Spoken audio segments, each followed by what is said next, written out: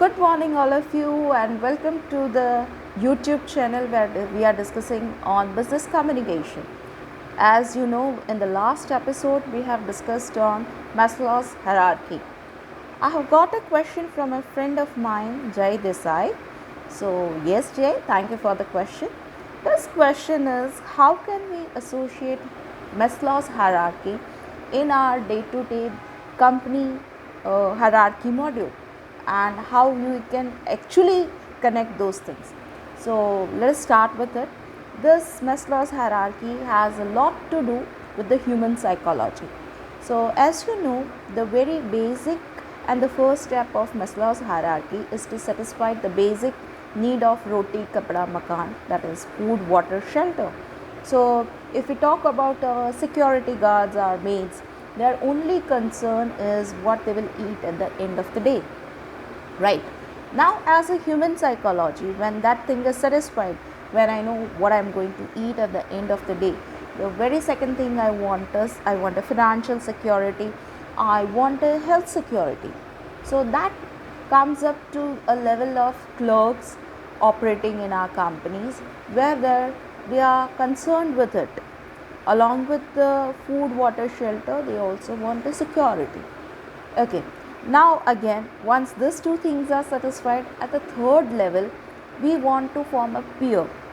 We want to form a peer group, we want to get associated with people, we want to have a belonging and attachment. So that starts starts from the third level. Raising it further, it goes to a level where we want to outstand in our group, where we want to be feel recognized in our group, and that recognition we get from the promotion or the salary upgradation or the certificates that we get from our company. So this is how we are again associated with the Maslow's hierarchy. And the tip of the iceberg is self-actualization. That is, a person knows pretty well what he is going to have for dinner. He has a financial security, he has a health security, he has a good peer group, he is recognized in his peer group. Now there is a stage where he wants to develop moral values, where he wants to set an example for the society. So these are the things, that is what we call that the leaders try to motivate the team, or they try to set example for the company. And I guess this is how I would like to associate Maslow's hierarchy with our day-to-day working hierarchy in a company. I hope, Jay, I have answered your question.